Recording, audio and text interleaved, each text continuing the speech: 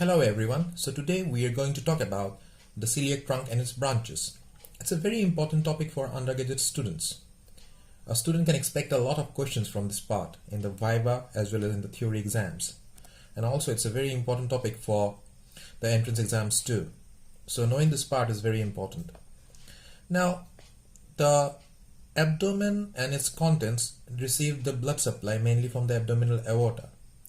It is a continuation of the thoracic aorta that goes into the abdominal cavity through the abdominal aortic opening in the diaphragm, and it lies in the lower part of the thoracic 12 vertebra.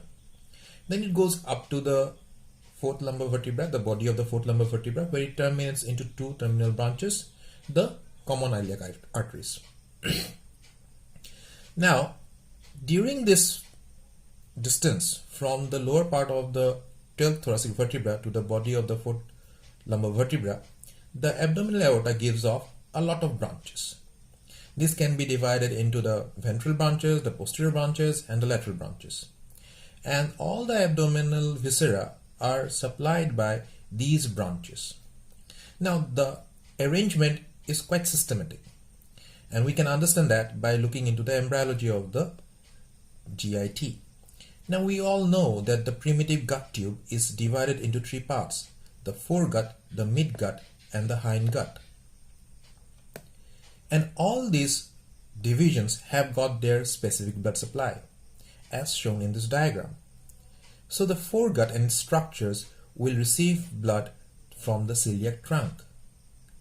The superior mesenteric artery will supply blood to the structures of the midgut, and the inferior mesenteric artery will supply the structures derived from the hindgut. So, the celiac artery or the celiac trunk and its branches will supply structures such as the lower part of the esophagus that has gone into the abdominal cavity, the stomach, the first part of the duodenum, the liver, the pancreas, and the spleen, because these structures are derived from the foregut of the primitive gut tube. Now let us talk about the celiac trunk. The celiac trunk is a wide ventral branch which is about 1.25 centimeters long and is present just below the aortic hiatus. So as we can see from this diagram, the celiac trunk is situated just below the aortic hiatus. It is about 1.25 centimeters long, and it starts horizontally, then it moves slightly to the right just above the pancreas. I can just highlight the pancreas here. So the pancreas, which is present behind the stomach, is this structure here, and this structure here is the splenic vein. So the celiac trunk will pass almost horizontally forwards, then it will go slightly to the right above the pancreas and the splenic vein. Now let us talk about the relations of the celiac trunk. So here we have a diagram where we can see this is the right side and this is the left side. So if we look closely to the diagram, then we can see that anterior to the celiac trunk, which is this structure, we have got the lesser sac. On the right side, we will have the celiac ganglion, then we will have the right crust of the diaphragm, and we will also have the caudate lobe of the liver.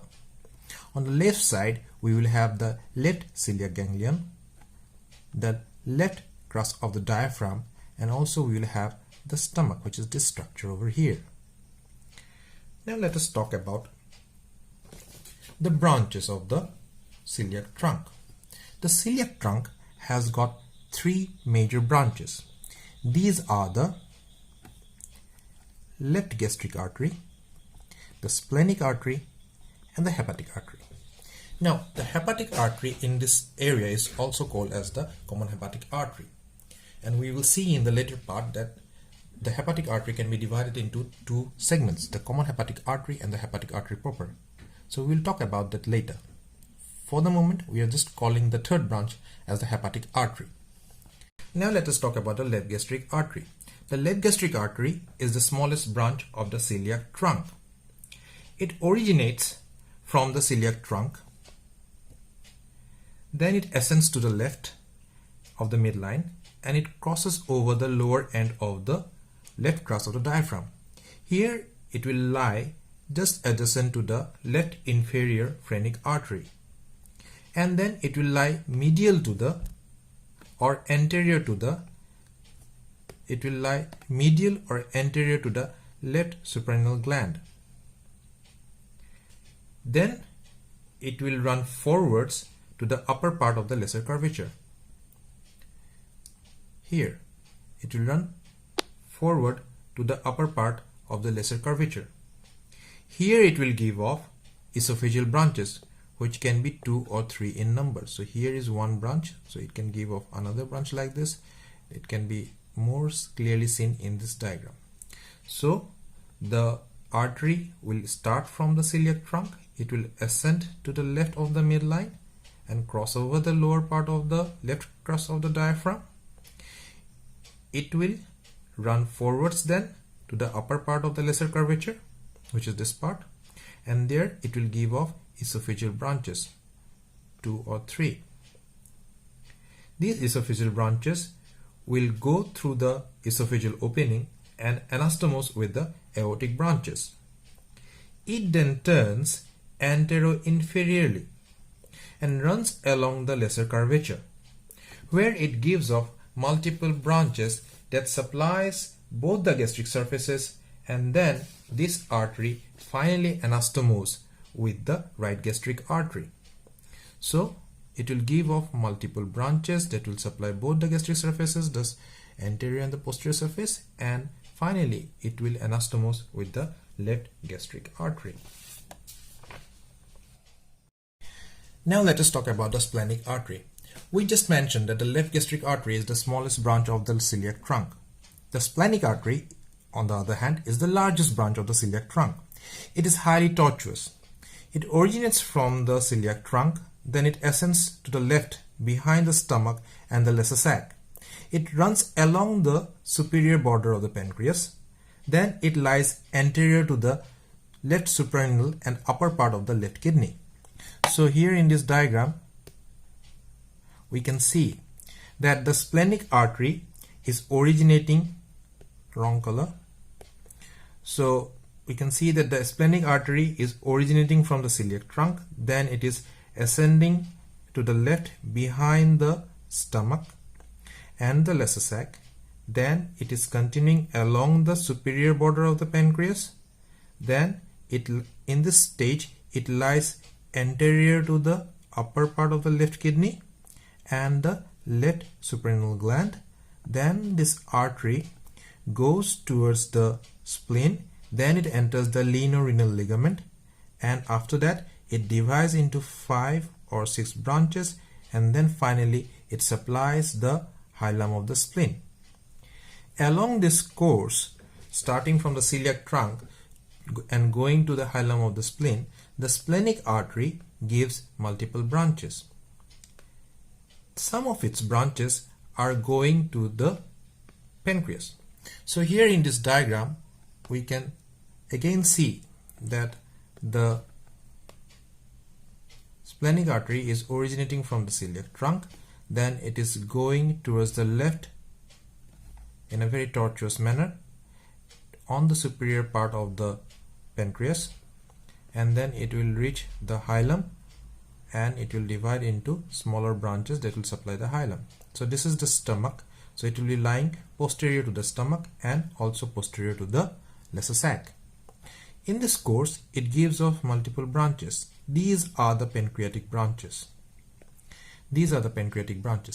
One major pancreatic branch is this one, which is called the dorsal pancreatic artery. The dorsal pancreatic artery originates close to the division of the celiac trunk. It is situated left to the portal vein. Now the portal vein will be formed by this superior mesenteric vein and the splenic vein that will be present here. So these two veins will meet and they will form the portal vein. So the dorsal pancreatic artery, it originates close to the division of the celiac trunk and it is situated left to the portal vein. The dorsal pancreatic artery will cross the terminal part of the splenic vein. So this is the splenic vein here, and the dorsal pancreatic artery will be present posterior to the splenic vein. So this is the splenic vein. Okay, then this dorsal pancreatic artery will divide into two terminal branches. In this diagram they are showing only one branch, but actually it divides into two terminal branches.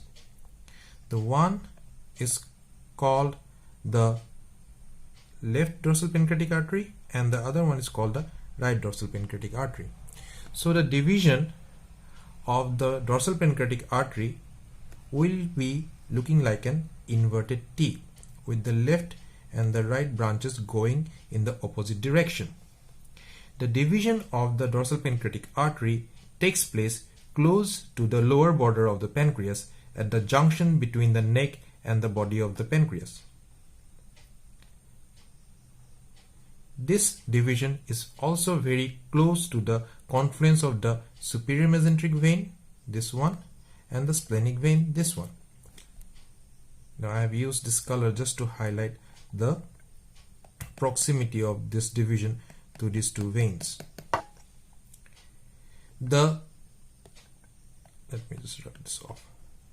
The right dorsal pancreatic artery will run behind the superior mesenteric vein and it will help in the formation of the peripancreatic arterial arcade with the branches of the gastroduodenal artery. So this is the gastroduodenal artery, then it will have its branches that will anastomose with the branches coming from the superior mesenteric artery, and this dorsal pancreatic artery will help in the formation of the peripancreatic arterial arcade with the branches of the gastroduodenal artery. The left dorsal pancreatic artery will continue towards the tail of the pancreas on the posterior side of the pancreas, and it will be called as the transverse pancreatic artery. So this will be now called as the transverse pancreatic artery. This transverse pancreatic artery usually anastomoses with the other two major branches of the splenic artery that supplies the pancreas. These are the arteria pancreatica magna, or the great pancreatic artery as is shown over here, and the arteria caudae pancreatis, or the artery to the tail of the pancreas. These names are very fancy and foreign, but a student should not get scared by the names. If the student understands what the name suggests, then things become easier. For example, I said arteria pancreatica magna. The English translation is simply great pancreatic artery. Similarly, arteria caudae pancreatis will roughly translate as the artery to the tail of the pancreas. So the big names actually mean a very simple thing. So recapitulating, the splenic artery will have a tortuous course. It will start from the celiac trunk and then it will ascend upwards and go on the superior aspect of the pancreas towards the hilum of the spleen. Here it will divide into multiple branches, around 5 or 6, and then it will supply the spleen. Throughout the course it will be lying posterior to the stomach and the lesser sac. It will give multiple branches to the pancreas that will be present on the posterior aspect of the pancreas. The major branch is the dorsal pancreatic artery, which will divide into two parts, the left dorsal pancreatic artery and the right dorsal pancreatic artery. The right dorsal pancreatic artery will help in the formation of the peripancreatic arterial arcade, and the dorsal pancreatic artery on the left side will continue as the transverse pancreatic artery. The transverse pancreatic artery will anastomose with the arteria pancreatica magna, or the great pancreatic artery, and arteria caudae pancreatis, or the artery to the tail of the pancreas. Now these branches are the major pancreatic branches of the splenic artery. Now apart from the pancreatic branches, the splenic artery has got other branches.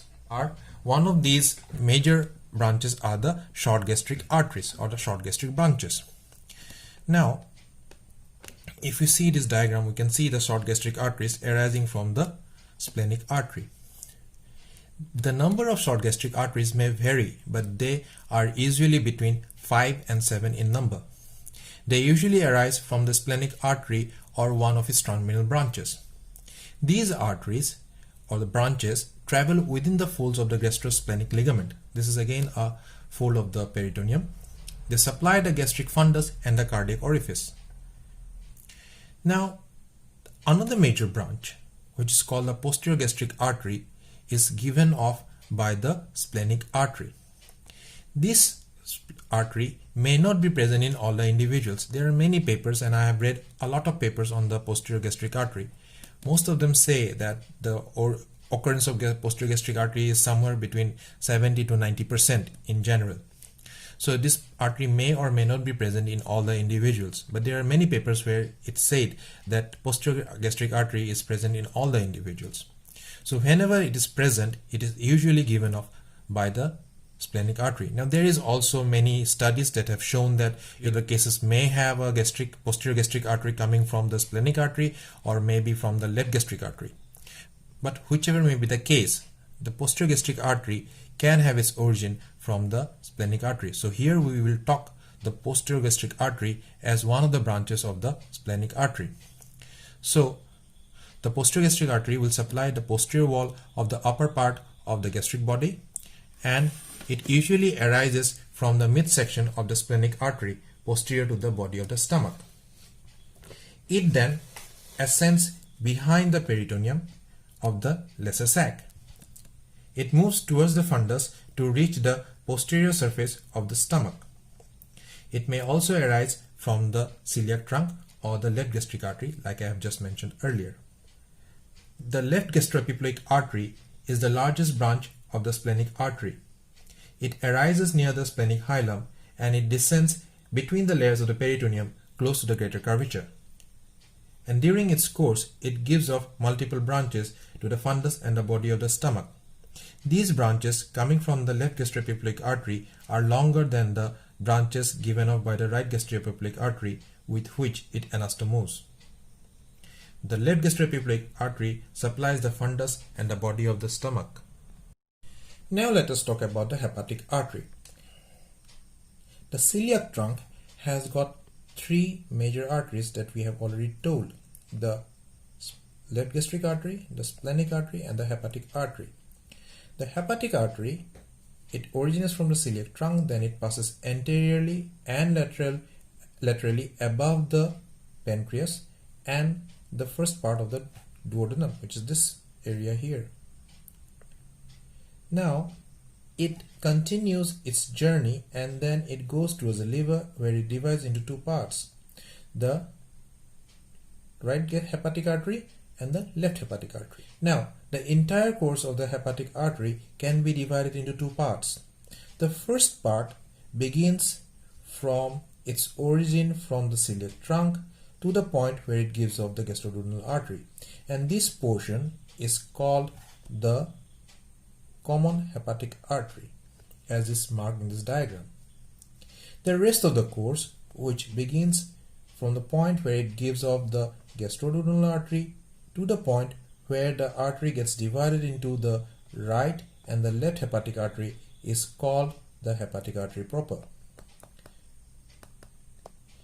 Now many books and many teachers actually say that the celiac trunk has got three branches in the form of left gastric artery, splenic artery, and common hepatic artery, which is true because this segment that actually arises from the celiac trunk is indeed called the common hepatic artery.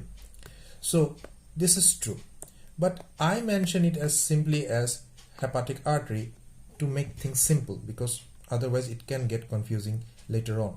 So for the sake of simplicity, I mentioned it as hepatic artery, and this hepatic artery will have two parts. The common hepatic artery will be from the origin of the celiac trunk to the division of the gastroduodenal artery, and from the gastroduodenal artery to the point where the right and the left hepatic artery will be divided is called the hepatic artery proper. So this segment is the common hepatic artery, and this segment is the hepatic artery proper. Now let us talk about the branches of the hepatic artery. The branches of the common hepatic artery can be explained in two ways. One of the branches is the gastroduodenal artery and the other one is the right gastroepiploic artery. The gastroduodenal artery, which arises from the common hepatic artery behind or above the first part of the duodenum. This is the first part of the duodenum. Then it descends behind the first part of the duodenum and to the left of the common bile duct, and at the lower border of the first part of the duodenum it divides into a right gastroepiploic artery and a superior pancreaticoduodenal artery. The superior pancreaticoduodenal artery will again divide into an anterior and a posterior branch. But this is not the arrangement that is commonly seen in most of the individuals. What actually happens is that the branch gastroduodenal artery arises from the common hepatic artery above the first part of the duodenum. Here it gives off a branch called the posterior superior pancreaticoduodenal artery, which is shown with the help of these interrupted lines. At the same time, around this area it will also give off a branch called the supraduodenal artery along with branches of the retroduodenal artery. We are not concerned about the retroduodenal artery at this stage. Then it will continue behind the first part of the duodenum, and after it emerges from the inferior border of the first part of the duodenum, it gives off the right gastroepiploic artery that runs along the greater curvature of the stomach. The remainder of the artery continues on the anterior surface of the pancreas. Here it divides into pancreatic branches and continues as the anterior superior pancreaticoduodenal artery, and it anastomoses with the anterior inferior pancreaticoduodenal branch of the superior mesenteric artery. So the concept will be better understood with the help of this diagram. Now here is the celiac trunk. It is giving off the branches, and this is the common hepatic artery. The common hepatic artery will give off the gastroduodenal artery just above the first part of the duodenum. Then it will descend behind the duodenum. Now, before it goes behind the first part of the duodenum, it gives off a branch called the posterior superior pancreaticoduodenal artery. This branch starts behind the upper border of the first part of the duodenum. Then it descends to the right and anterior to the portal vein and the common bile duct. Those structures are not shown here. Then it spirals the right side of the bile duct to run behind the head of the pancreas. So the head of the pancreas will be somewhere here. So the pancreas will go like this. So it will be present somewhere here. So it will go behind the head of the pancreas and it will continue downwards behind the head of the pancreas like this. So the gastroduodenal artery, after emerging from the common hepatic artery, it goes behind the first part of the duodenum. Here it gives off the posterior superior pancreaticoduodenal artery. At the same stage, it will give off another branch called the supraduodenal artery and the retroduodenal branches. The posterior superior pancreaticoduodenal artery will descend to the right side and anterior to the portal vein and the common bile duct. Then it spirals around the right side of the bile duct to run behind the head of the pancreas. So this is the head of the pancreas. It anastomoses with the posterior inferior pancreaticoduodenal artery of the superior mesenteric artery. This artery will supply the head of the pancreas, the first part of the duodenum and the second part of the duodenum, and also the lower part of the common bile duct.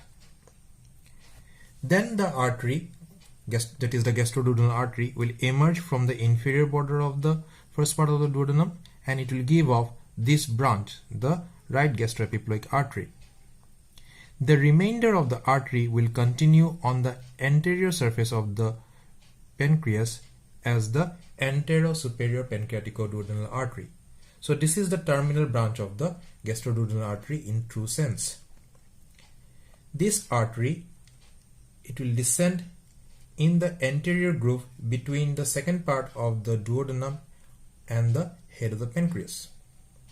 Or it may ascend on the anterior surface of the gland parallel to the groove between the second part of the duodenum and the head of the pancreas. Here I have drawn the second possibility, that is the anterior superior pancreaticoduodenal artery running on the anterior surface of the pancreas parallel to the groove between the second part of the duodenum and the head of the pancreas. This artery supplies the first and the second part of the duodenum and also the head of the pancreas. It will anastomose with the anterior inferior pancreaticoduodenal artery, which is a branch of the superior mesenteric artery. The branch right gastroepiploic artery arises from the gastroduodenal artery as shown in the diagram. After it arises from the gastroduodenal artery, below the inferior border of the first part of the duodenum or the posterior aspect of the first part of the duodenum, it runs along the greater curvature of the stomach in the folds of the peritoneum. Here it anastomoses with the left gastroepiploic artery, which is a branch of the splenic artery. It gives off multiple branches to the anterior and the posterior surfaces of the antrum and the lower body of the stomach, which it supplies, along with the part of the first part of the duodenum. The branches to the stomach are smaller as compared to the branches of the left gastroepiploic artery. The common hepatic artery is called the hepatic artery proper beyond the point where it gives off the gastroduodenal artery. The hepatic artery proper has got three branches: the right gastric artery and the two terminal branches, the right hepatic artery and the left hepatic artery. The branch to the gallbladder, called the cystic artery, is usually given off by the right hepatic artery. The hepatic artery proper ascends anterior to the portal vein, which is this structure here, and medial to the bile duct within the right free margin of the lesser omentum, which is this structure here. So this is the right free margin of the lesser omentum. This right free margin lies anterior to the epiploic foramen. So this is the epiploic foramen here. Therefore, the hepatic artery proper ascends anterior to the portal vein, which is this structure, and medial to the bile duct, which is this structure, running within the right free margin of the lesser omentum, which is this structure, anterior to the epiploic foramen, which is this structure. Then it divides into two terminal branches, the right hepatic artery and the left hepatic artery. The right hepatic artery crosses posterior to the common hepatic duct, this structure. Therefore, the right hepatic artery is involved earlier in a case of malignancy of the common hepatic duct compared to the left hepatic artery, because the right hepatic artery crosses the common hepatic duct posteriorly. The right hepatic artery divides into an anterior and a posterior branch. The anterior branch will supply the segments 5 and 8 of the liver, and the posterior branch will supply the segments 6 and segment 7. The left hepatic artery will divide and it will supply the different segments or the remaining segments of the liver. The cystic artery, which supplies the gallbladder, usually arises from the right hepatic artery, this one. It passes posterior to the common hepatic duct. Within the hepatobiliary triangle, it lies superior to the cystic duct. So this is the cystic duct and this is the hepatobiliary triangle. So this is the hepatobiliary triangle. So within the hepatobiliary triangle, it will lie superior to the cystic duct. Then it reaches the neck of the gallbladder. And it will divide into two parts. The superficial part will run on the inferior surface of the gallbladder, and the deeper part will run between the gallbladder and its fossa. These two branches or parts will have anastomosis with each other on the surface of the body and the fundus.